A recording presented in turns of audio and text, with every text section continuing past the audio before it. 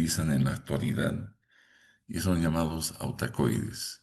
Y como siempre, antes de empezar el tema, les voy a mostrar el GPS farmacológico para que ustedes ubiquen el tema,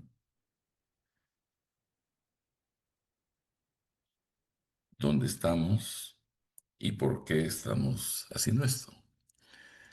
Este es el trayecto que ya ustedes han recorrido y hemos llegado hasta donde está este último eslabón. Después de haber hablado de la farmacodinamia, ustedes han visto conmigo la parte de la individualización de la farmacoterapia. Y a continuación, lo que viene es el hacerles recuerdo de lo que han aprendido ya en fisiología y para que entiendan que los fármacos actúan sobre blancos biológicos que el organismo tiene y que esos son los que vamos a aprender a manipularlos desde afuera para el beneficio del paciente en diferentes órganos y sistemas. Entonces, en este sentido, vamos a empezar a analizar los mediadores locales o también llamados autacoides. Estos autacoides no solo son sustancias químicas, sino que son también blancos biológicos. Son sistemas en los cuales nosotros manipulamos con fármacos.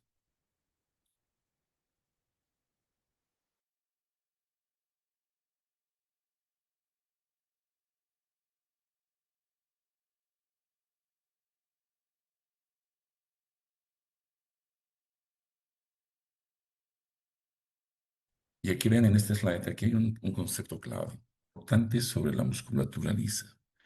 Esto ya puede estar trayendo a la mente de ustedes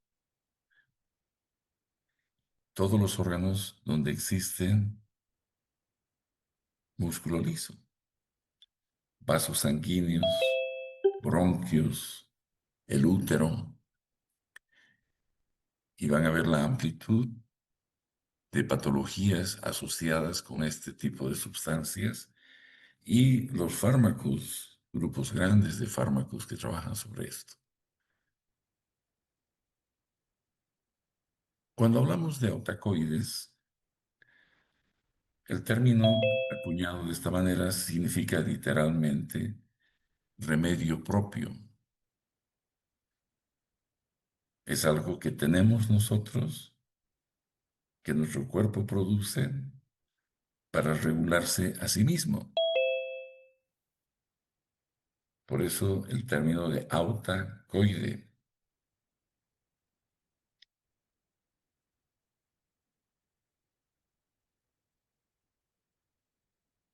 Ah, perdón, estoy para atrás. Bien. Este slide tiene como objetivo que ustedes vean algo fundamental. Estos fármacos actúan localmente, se producen y se destruyen en el mismo sitio donde se han producido y liberado. No son como las hormonas clásicas.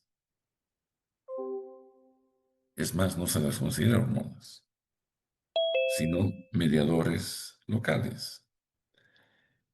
Nuestro organismo siempre está en constante eh, eh, cambio, ¿no es cierto? Adaptándose. Nuestro cuerpo tiene que adaptarse siempre al medio externo. Los desafíos son permanentes, constantes. Y estas sustancias justamente le permiten a nuestro cuerpo responder a las agresiones. Por eso es que son partes importantes de este sistema de defensa.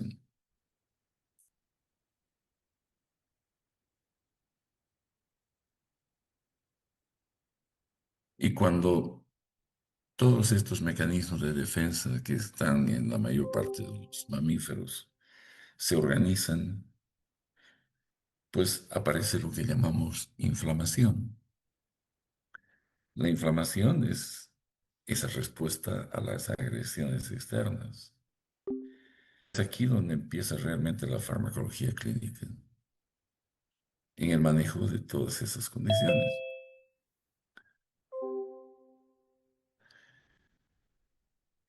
No es necesario que ustedes aprendan de memoria este gráfico, es también sacado del libro este que les he hablado, de Farmacología en esquemas. Aquí pueden ustedes observar dos partes. Una primera parte, los sistemas de autorregulación rápidos, autónomos, como son el sistema nervioso autónomo, en la que las neuronas tienen un gap sináptico de relacionamiento, en la que se liberan neurotransmisores. Y esos neurotransmisores se liberan cuando llega un impulso nervioso, se libera el neurotransmisor que va a estimular receptores y van a producir un efecto, van a seguir la transmisión así. Estos son de reacciones rápidas, nos permiten adaptarnos rápidamente al entorno, a los cambios bruscos. Somos conducidos durante el día por los dos sistemas autónomos más importantes, el simpático y el parasimpático.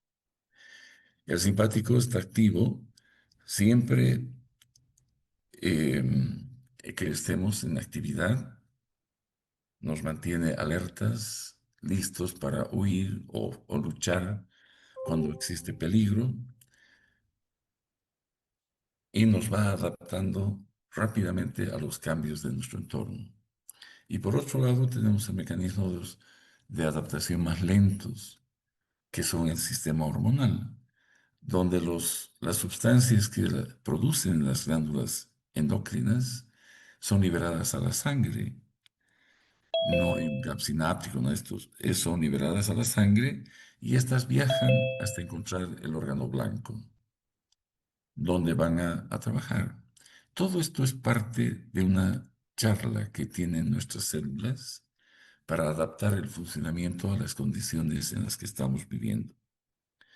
Los fármacos lo único que hacen es usar estos mecanismos llamados blancos biológicos, que pueden ser receptores, enzimas, canales iónicos, etc. Entonces, lo único que hace un fármaco es modular desde afuera la actividad de estas proteínas o lípidos, que son parte de la charla que tienen las células. No hay generación de nuevos receptores o nuevos canales, nada se crea, todo está hecho ahí. Y los ligandos internos son los autacoides, son las hormonas, son los neurotransmisores. Y nosotros vamos a emular o bloquear la acción de estos para ayudar al paciente, es siempre en su beneficio. Y acá en un círculo les he puesto este autor, por ejemplo, considera que los fármacos mediadores locales o las sustancias que son mediadores locales estarían dentro del grupo de las hormonas. Pero eso hay discrepancia entre los autores. Los mediadores locales podrían llamarse hormonas locales también, pero para que sean hormonas tienen que estar en el torrente circulatorio y hacer efectos en otros órganos de distancia. Estas son sustancias que se producen, se liberan y se metabolizan en el mismo lugar donde se han generado, en tejidos internos y externos nuestros, en la piel y todos los órganos en los que pueda existir estas sustancias con alguna función, ya sea fisiológica, ¿no?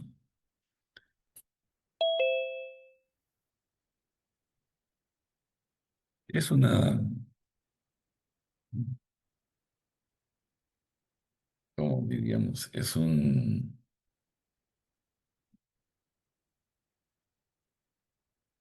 se me está yendo por acá. A ver, espérame un momentito, esto aquí allá. Sí.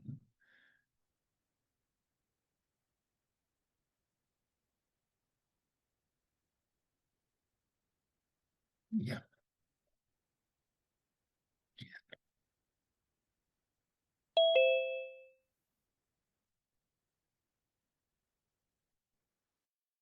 Entonces, este gráfico no es para que lo memoricen, simplemente para que entiendan que estamos hablando de blancos biológicos en una multitud de posibles mecanismos de producción de efectos celulares como consecuencia de un diálogo celular.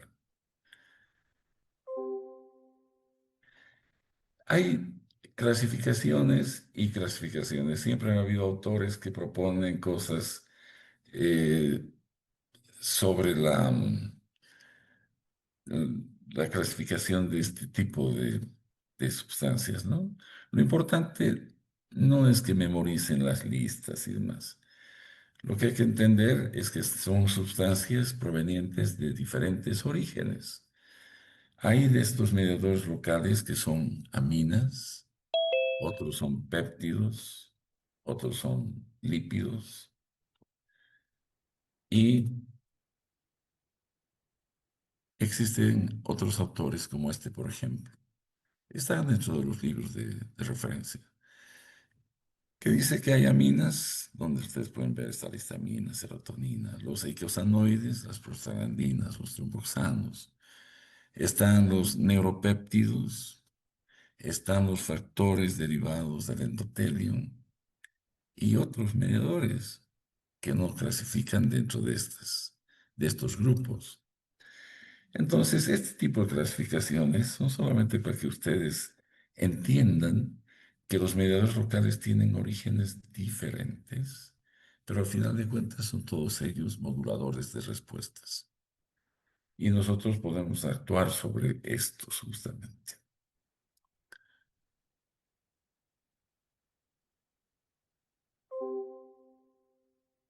Aquí, como pueden ver, los autacoides están asociados a procesos fisiológicos y además patológicos. Normalmente son de acción rápida, localizada, responden a estímulos. Para que ellos se liberen, tiene que haber un estímulo.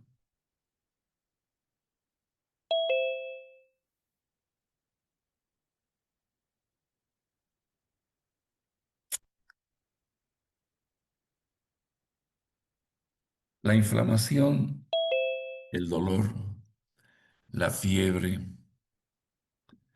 la alergia, son parte de las acciones que tienen estos mediadores. Entonces ya pueden estar ustedes imaginando que cuando hablemos del tratamiento de la inflamación, del dolor, de la fiebre, de las alergias, pues los mediadores focales van a estar presentes. Ahí es donde viven los autacoides, en ese tipo de problemas.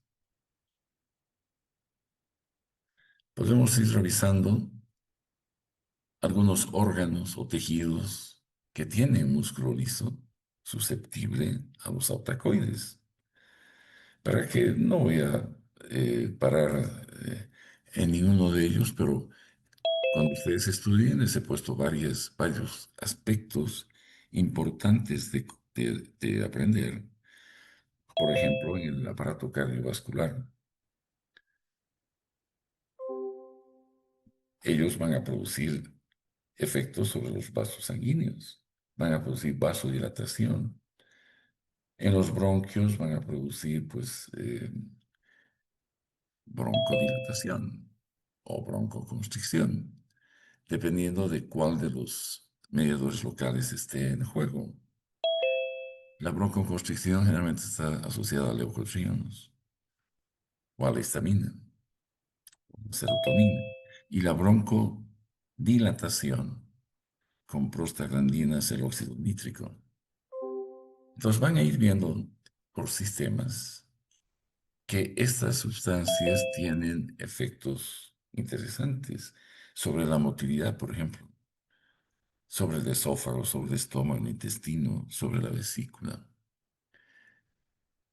Los mediadores locales van a ir modulando hasta la actividad en el aparato reproductor urinario, los ureteres, la vejiga, van a ser alterados en su funcionalidad por estos mediadores locales.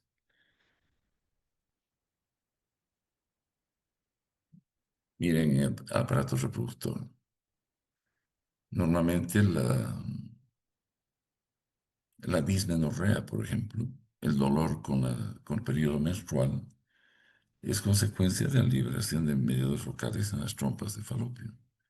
Entonces se producen espasmos, contracciones violentas que producen ese dolor en la fase premenstrual. Algunos otros producen relajación, como el óxido nítrico, beta-adrenérgicos, etcétera, que van a reducir las contracciones uterinas. En los conductos deferentes y la próstata del hombre también hay actividad de prostaglandinas y serotonina. Cuando hablemos más allá de las prostaglandinas, justamente se las ha descubierto en la próstata. Por eso se llaman prostaglandinas.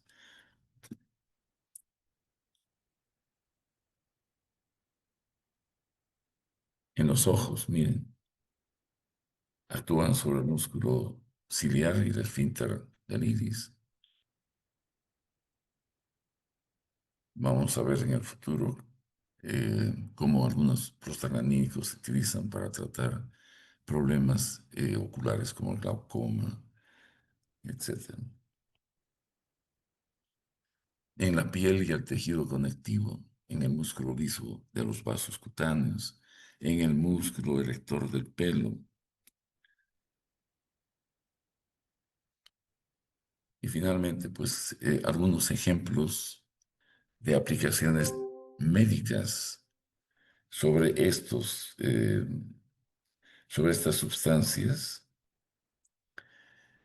Vean, los antihistamínicos, los AINES, los antiinflamatorios no esteroideos, desde la aspirina hasta el keterol, ¿no? Por donde quieras ir. Pero todos los AINES van a trabajar sobre mediadores locales, los corticoides, los antagonistas de los leucotriénicos o leucotrienos, el uso del óxido nítrico. Son aplicaciones basadas justamente en estas sustancias. Y si ustedes entienden esto, ya entienden más o menos la mitad de la farmacología, porque van a ver la presencia de estos medicamentos están en la mayor parte de los órganos. En todos ellos, cuando hablemos de patología, vamos a mencionar algunos de estos mediadores locales.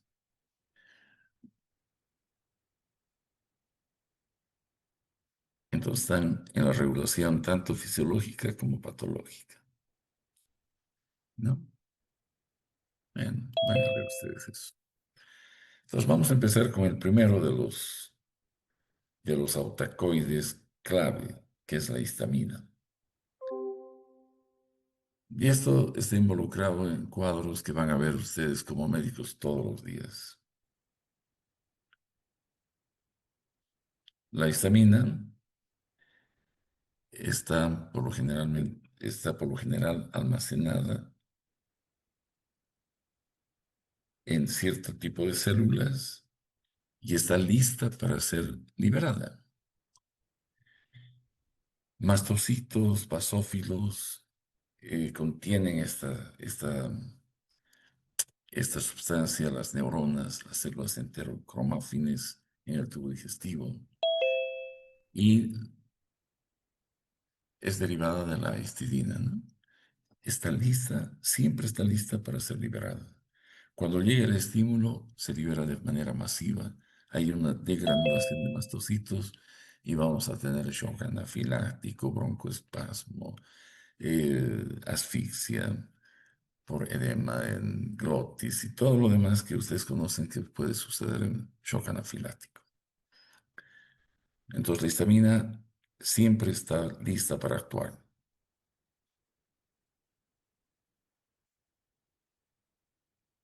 Vean, su liberación no solo es en respuesta, ¿no?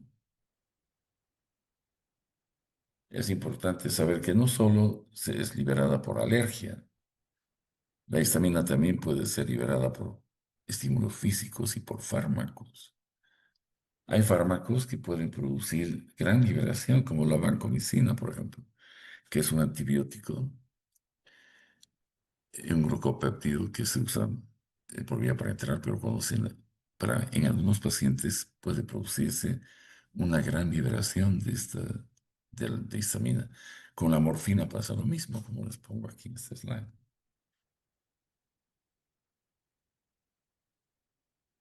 ¿Cuáles son las acciones que tiene esta sustancia cuando se libera?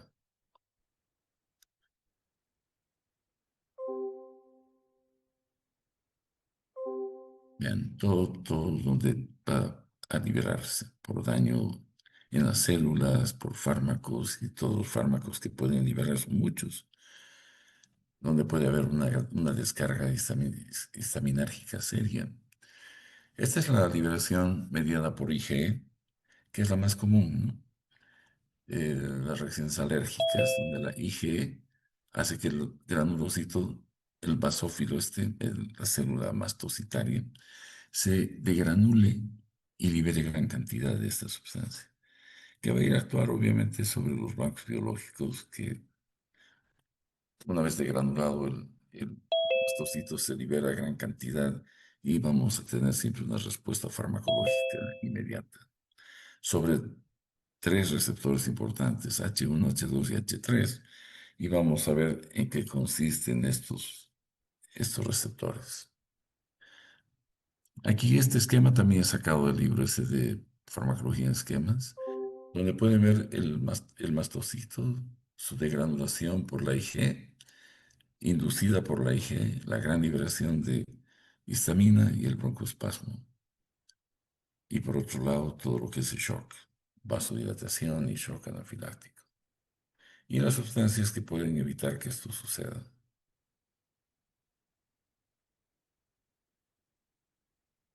Las principales acciones que tiene la histamina. Este es un slide clínicamente importante. La histamina explica la hipotensión, el edema, el broncoespasmo, el prurito, todo lo que se presenta cuando hay una liberación de histamina grande, por cualquiera de las formas que hemos visto.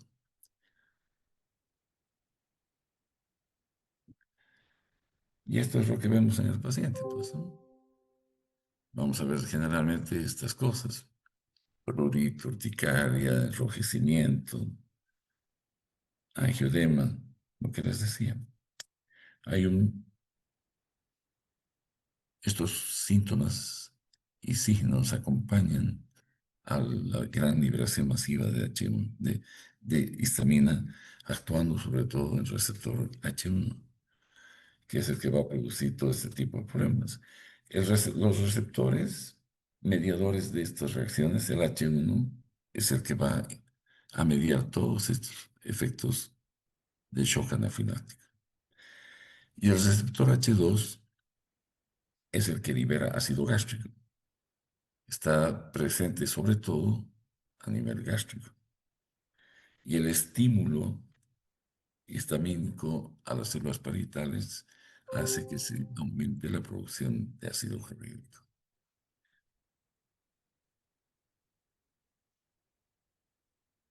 El H3 y el H4 son relativamente nuevos.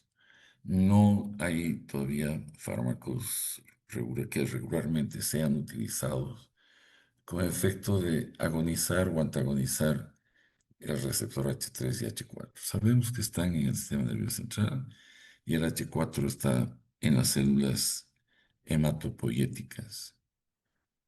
Cuando lleven el tema de sistema hematopoyético en el tercer bloque de la materia, van a hablar de algo de agonistas de H4. Pero en nuestro medio todavía no existen fármacos que actúen por ese nivel. Aquí ven ustedes el receptor H1. Este es el que explica los síntomas de todo lo que es el efecto histamínico, y los antagonistas de este receptor son los famosos antihistamínicos. Aquí es donde actúan los antihistamínicos. Y no todos los antihistamínicos son iguales. Es decir, no todos actúan de la misma manera. Estos antihistamínicos se los ha clasificado en dos generaciones, la primera y segunda generación. Y la única diferencia que hay es que los de primera generación atraviesan la barrera hematoencefálica. Y al atravesar la barrera hematoencefálica, producen depresión del funcionamiento neuronal cerebral. Entonces son sedantes e hipnóticos. Los antihistamínicos de primera generación son los únicos fármacos hipnóticos que tienen venta libre. Si ustedes van a pedir medicamentos para dormir, la mayor parte de ellos necesitan receta médica. Estos antihistamínicos de primera generación te los venden hasta con los productos antigripales. Hay Tapsin día, Tapsin noche, no sé cuál es la diferencia. El Tapsin noche que tiene un antihistamínico de primera generación. ¿Qué te va a hacer? Te hace dormir durante la noche, pues tranquilo, sin despertar con la molestia del resfriado. Se usa, se usa como antihistamínico, obviamente, pero también se aprovecha el efecto sedante hipnótico. Los de segunda generación son un poco más selectivos. No atraviesan la barrera hematoencefálica y se los utiliza específicamente para bloquear el receptor H1 periférico. No, bien, el tratamiento de alergias se usa como antieméticos y también como sedantes. Cuando penetran el sistema nervioso central, la depresión también es utilizada para tratar la cinetosis de los antihistamínicos. Cuando ustedes y viajan en flota, ahí las mujeres que se acercan a las ventanillas de los pasajeros les ofrecen el Gravol. ¿Para qué? Para que no tengan vómitos mientras viajan. Y es justamente el efecto central que tienen estos antihistamínicos que evitan el, el desencadenamiento del vómito a través del gatillo del vómito que nace. Hay un área a nivel del bulbo que es el área del vómito, ¿no? Eso es deprimido y pueden no haber vómitos mientras se vive. Y en algunos casos también, pues, como sedantes e hipnóticos.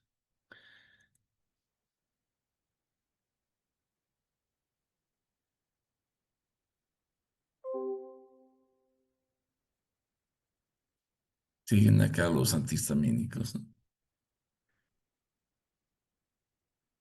Esto van a ir aprendiendo, pues ustedes van a leer. Cómo actúan son antagonistas competitivos. Eso es importante. Normalmente se utiliza por vía oral, existen también algunos por vía parenteral.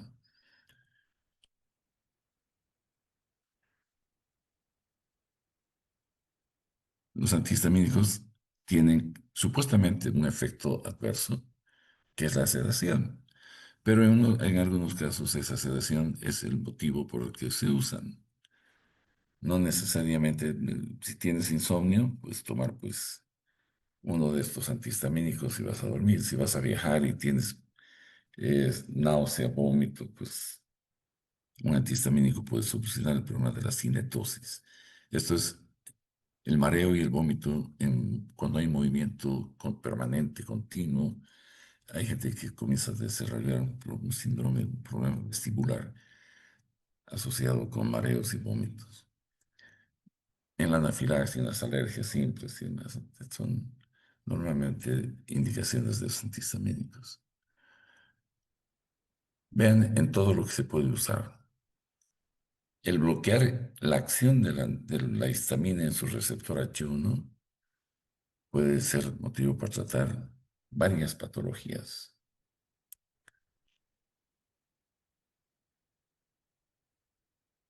Los de la segunda generación son un poco más selectivos como bloqueadores H1, sin afectar la función cerebral.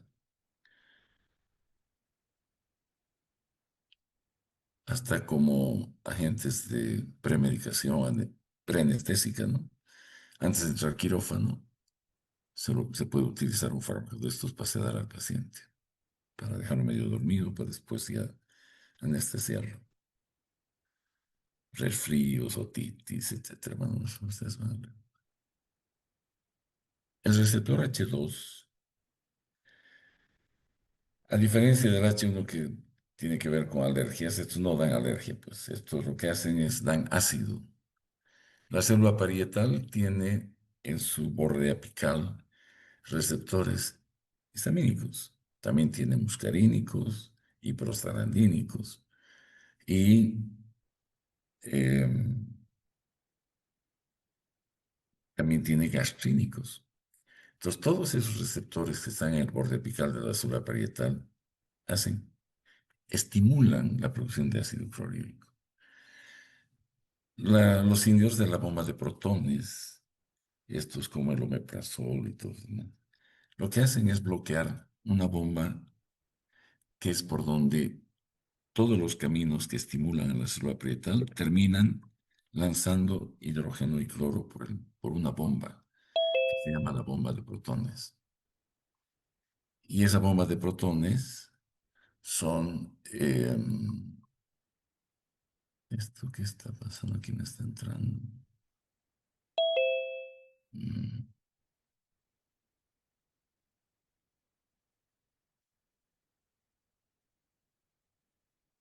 Bien, cuando bloqueamos el receptor histamínico H2, no bloqueamos totalmente la secreción de ácido clorhídrica, porque la bomba de protones sigue funcionando.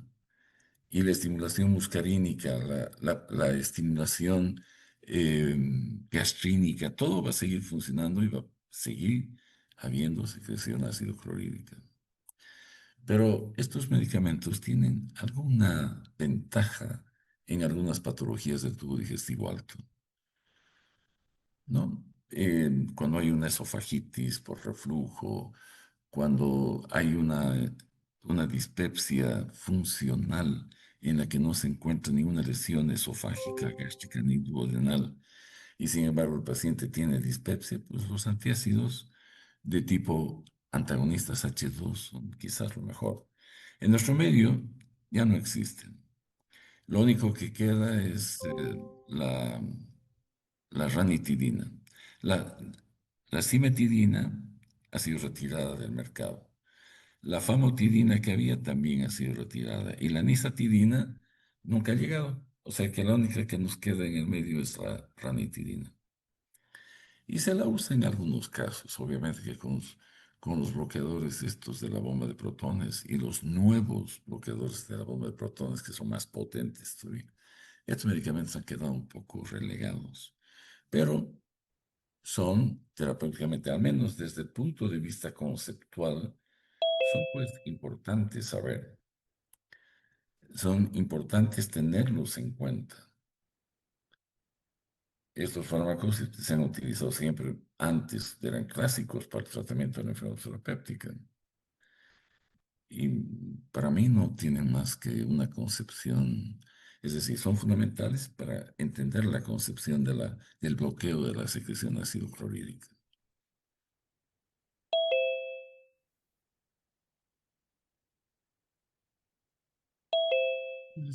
Actúan, esto ya saben, esto ya se ha hablado.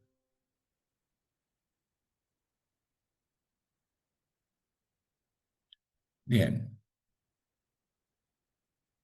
entonces aquí podemos ver que estos fármacos que se usan como bloqueadores H2, los agonistas de la histamina, ojo que no lo he dicho, creo, no tienen aplicación terapéutica. No existe ni histamina ni sustancias parecidas a la histamina que sean utilizadas para mejorar alguna condición patológica. Algunas veces se ha utilizado histamina para ver cuál es la secreción de ácido clorhídrico. En la estimulación, si hay en pacientes que tienen aclorhidria, estimular las células parietales con histamina para que para ver si existe secreción ácido clorhídrica. Pero es simplemente un uso diagnóstico y excepcional. Si uno busca histamina en el medio, no existe. Ni tampoco sustancia parecida que pueda estimular.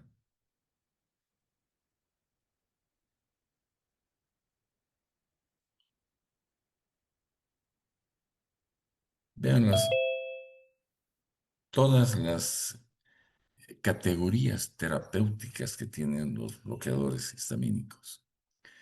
Desde los antihistamínicos H1, no sé, todo como ansiolíticos, como anticinéticos, cinetóxicos, no, todas estas son las categorías terapéuticas en las cuales se puede utilizar los fármacos eh, antihistamínicos.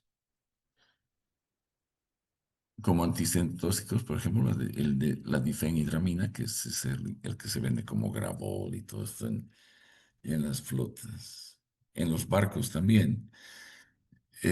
Cuando uno va en un crucero, pues el movimiento del mar y el movimiento permanente del barco, hay gente que no tolera y comienzan a tener mareos, vómitos, y se puede utilizar un antihistamínico de estos para eh, suspender, bloquear, tratar la cinetosis. Y sobre todo como profiláctico también para personas que saben que tienen este problema.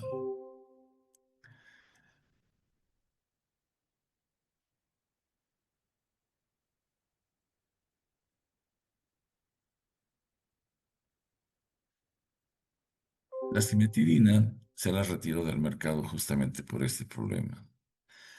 Era una sustancia que tenía efectos antiandrogénicos, especialmente cuando esto afecta a los varones.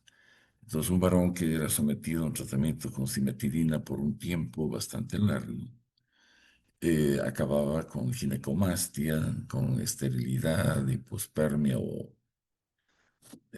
azospermia, ¿no es cierto? Ausencia total de espermatozoides, esterilidad. Y los problemas eran serios. Hace 2 años se retiró la cimetidina del mercado. Había gente que todavía lo usaba. Ha sido el primero de los bloqueadores H2.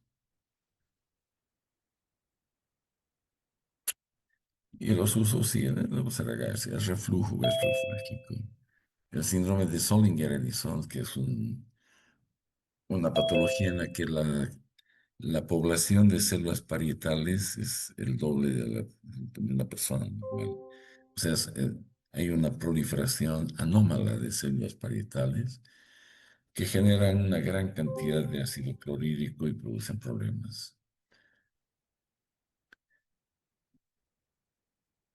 Ujú. Es hablar de igual, de los bloqueadores H2, qué origen, su clasificación, sus usos clínicos. El H3, este es un poquito más avanzado, ¿no? Este es un receptor estudiado recientemente, pero no es lo principal clínicamente. Pero sí es importante también desde el punto de vista conceptual. Hay receptores de regulación, ¿no? Ellos regulan a nivel central algunas características fisiológicas. Como les digo acá, pues son receptores que están en el sistema nervioso central para regular una serie de funciones, implicando el estado de alerta, la cognición, el apetito y los ciclos de sueño, etcétera. Está involucrado.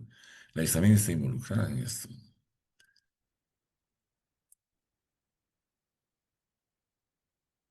Ahora todavía, a ver, espérenme un cachito ahí.